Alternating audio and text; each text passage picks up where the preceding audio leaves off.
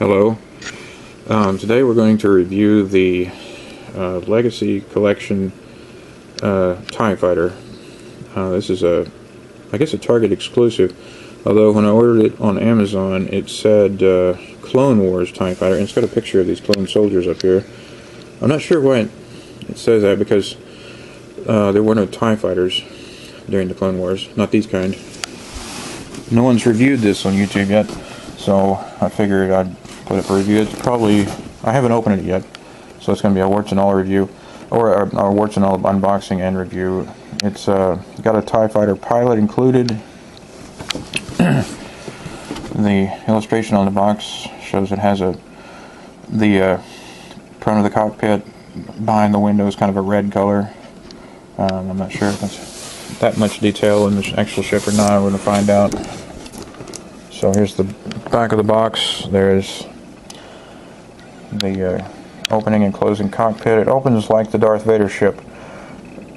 The lid goes back instead of to one side or on either side. It has detachable wings. It includes its own figure. And there's some other vehicles here. Okay. Now we'll open it up and get this camera set up. A lot of people consider these things collectibles. Well, they are collectibles, but I always like to open up my quote-unquote toys because I like to see what the actual thing is, and also so I can display it my own way. And you can't really display it your own way when it's in the box. Sometimes you can buy a second one to keep in the box, you know, if you're interested in maybe seeing if the value will go up. You know, maybe it will, maybe it won't. I think with the Millennium Falcon, it's ridiculously priced right now. It cost $120 initially for the 2', 0.5 feet Millennium Falcon, but now it's like 400 and something, the asking price. So, yeah, you may want to keep that one in the box. Whoops. Some people open them, some people don't. It's up to the buyer. Okay. Now, I bought this from a third party on Amazon. I didn't buy it from Amazon directly or Target directly. Whoever had this before me, and I don't know, it's supposed to be new. Hopefully the parts are going to be in their plastic. So you just take it out here.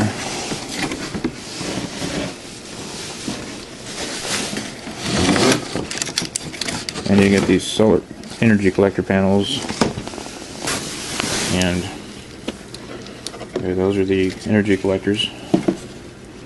They collect the cosmic rays, I suppose, and that energizes the ship in deep space. Let me see about these solar collectors.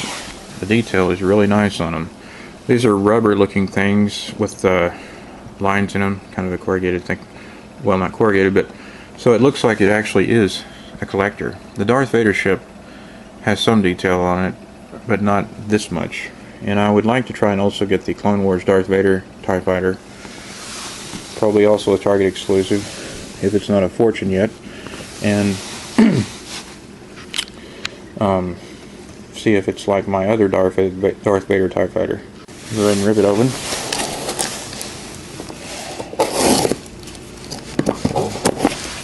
Yep, cockpit. TIE Fighter cockpit's relatively small compared to the energy collectors. It's in a plastic. I assume the energy collectors were not like that originally. I've seen other TIE Fighter reviews online. This one has windows in the top of the cockpit. It's pretty cool looking, kind of a red tint, badass. A lot of people don't like the color.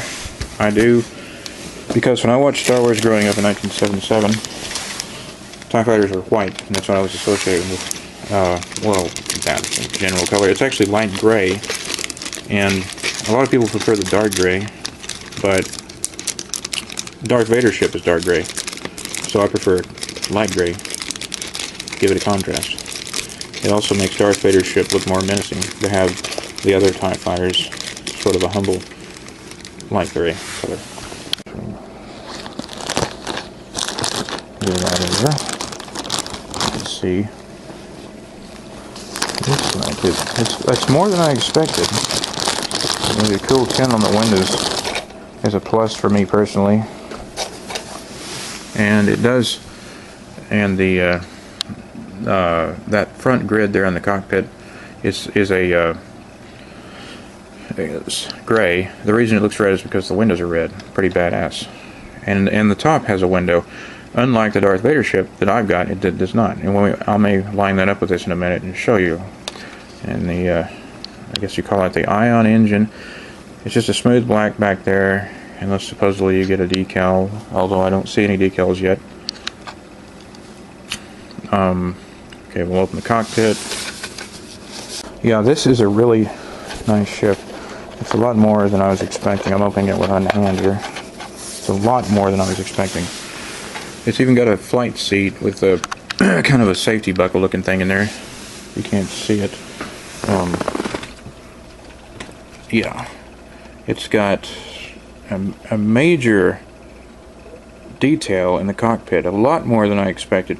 There's even a yoke to fly the thing. My other ship didn't have near what this one had. It doesn't have a yoke. It didn't flight. Yeah, they call it a yoke. I think the airplane steering wheel. It didn't have all this seat. And badass. The sides have detail. It's not just white plastic. Evil looking red there too. Yeah, this TIE Fighter is a lot more than I expected. I thought it was just going to be like some of the other ones, like the 30th or the other vintage collection. But this is incredible. Now let's put the thing together. And the wings are amazingly detailed. The cockpit, the pod. We'll put it together and see what it looks like. Okay, it's kind of hard to do this one-handed, but the notch faces up. You have the cockpit upright. Shit. And we will just clip that in there. Let me show you the clip in there. Well, I'm going to do it off camera. Okay, that was well worth the price I paid for it. The detail on this ship here, what they call the Clone Wars TIE Fighter, which wasn't in the Clone Wars, but is incredible. I mean, a lot more than I expected it to be. And it looks better than it does on this camera.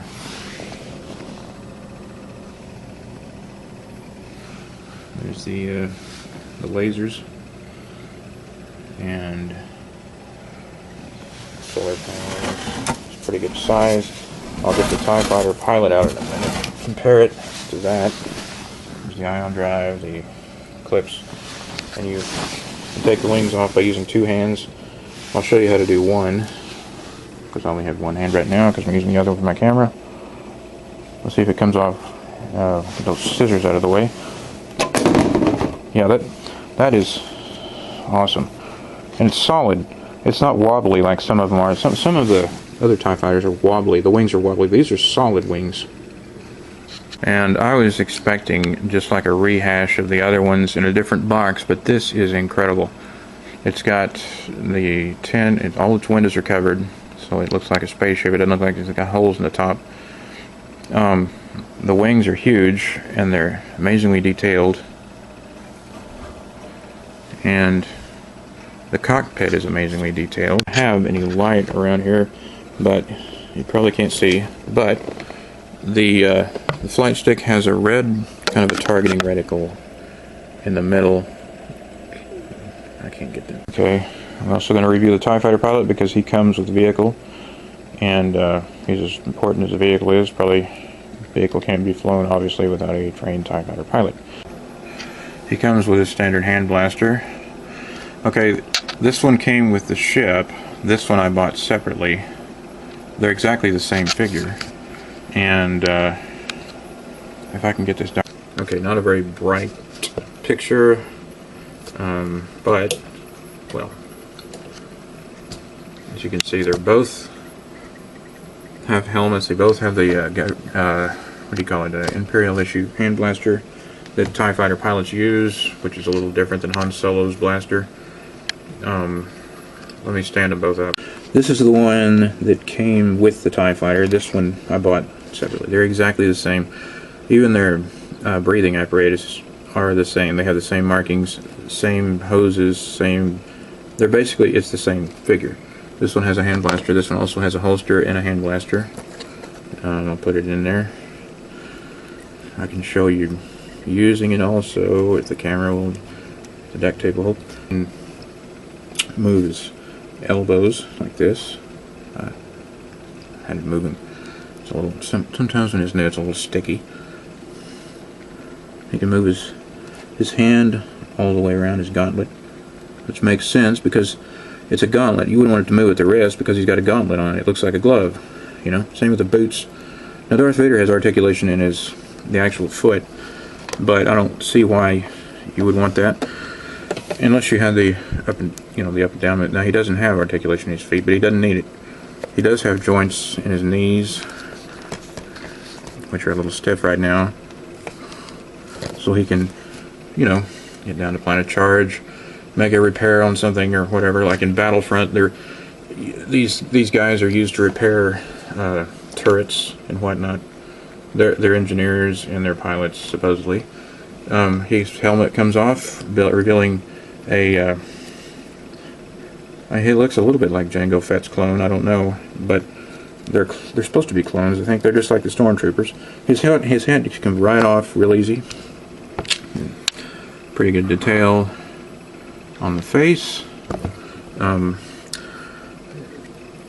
The hole in the front looks kind of weird when he doesn't have his hat on, but it doesn't bother me in the least. You could probably like put something over that. Maybe if you're going to use him just like this, you know, to pose him or make some kind of a toy drama or whatever. Because these guys can fight. They're not just pilots. They, you know, put a gun in his hand. Now there's one thing I'll say about his articulation.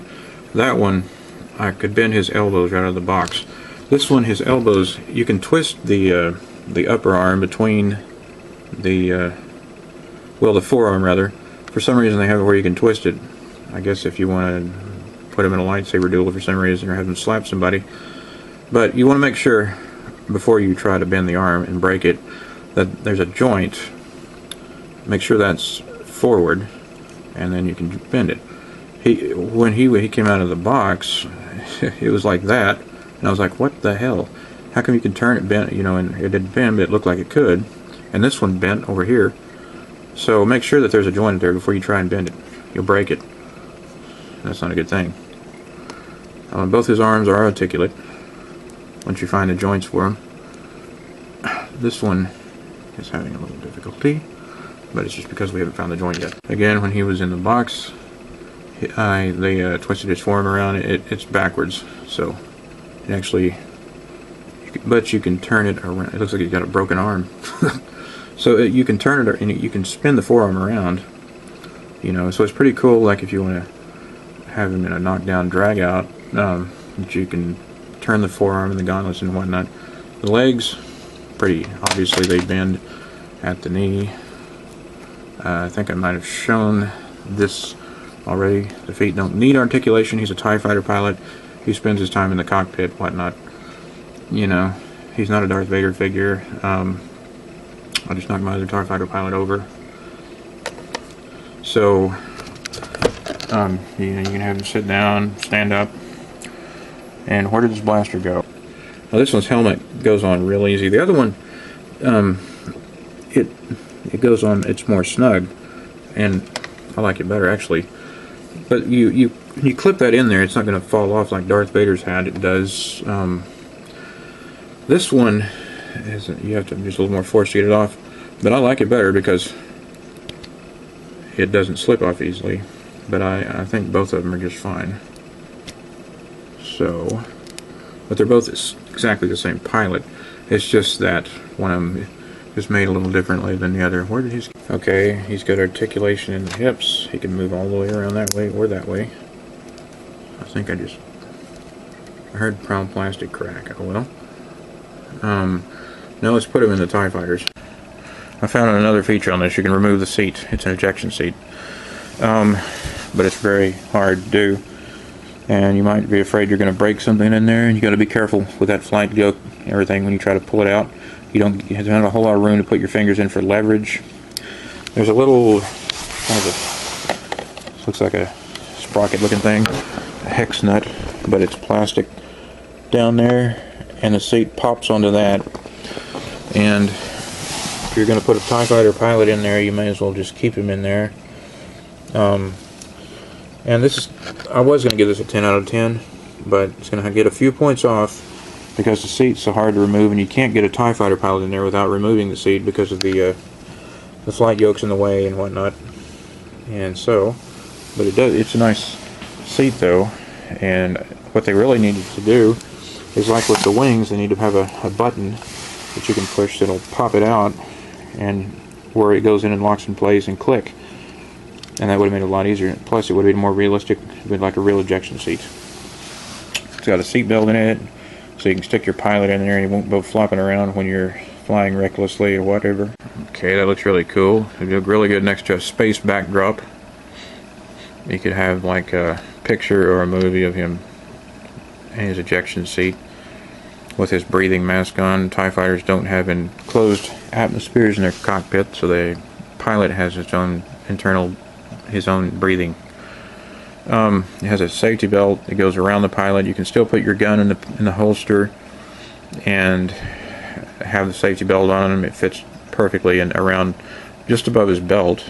And then it's easier, and he's in the sitting position. It's easier to the other one on the Darth Vader ship doesn't even really have a cockpit. It just has a sticker you can put up there, and you have to stick his legs straight out. And I'm hoping that they have a Darth Vader ship that's much more detailed than that. And I'll probably have to hurry up and get it before the price goes up. Okay, on this one, and you just drop him on down in there, and then you have to snap the seat in place, and this is going to be hard. You could just leave it loose, but yeah, you could snap it. You can get fingers on both sides of the armrest here. It'd probably be better to do this with the wings detached also. There he is, and he looks pretty damn cool in there. Get my hand out of the way of the front of it. There's probably not enough light here, but that is pretty amazing. It looks very movie-like with the starfield coming out of the canopy. If you wanted to have some kind of a drama, you could shoot your camera right here some way. Now let's close the top. And it's tinted red, so you'll not be able to see him in there from the top, but you can kind of see him inside there a little bit. Okay, let's pair these up together here. There's the Darth Vader ship. It's another collection in this one. As you can see, the Darth Vader cockpit doesn't even compare in detail. It's just a pod with a kind of a thing you slide him into. It has a few painted things on the side and a joystick, a sticker you can put there for the targeting computer. I think probably the Clone Wars TIE Fighter, Darth Vader TIE Fighter, looks a lot better than this. And it doesn't have windows on the pod. It does have windows in the front, and it has missiles. Okay, and there's its box, the Darth Vader ship. As you can see, it's a different collection. When you get these legacy collections, you need to be careful which ones you buy, because you may get an inferior one, but I mean, this is a good ship too, but this one is just like superior, and I'm going to give it an 8 out of 10 just because the seat doesn't remove, and that was a surprise feature anyway that it did, but you can't fit a TIE Fighter pilot in without it. I might give it an 8.5 by 10. So this is totally awesome. There's two ships together. You could get 2 TIE Fighters and Darth Vader ship and pose them, or one flies slightly above Darth Vader's ship, and then have another one over here. And it'd be like the scene in New Hope where Darth Vader's going after Luke Skywalker's ass, and Antilles and the other guy that he blew the hell up. So this one, I recommend getting it before the price shoots up, although I paid quite a bit for it. It'll just keep going up. I mean, this is a totally awesome ship. I'm surprised no one's done a review on it yet.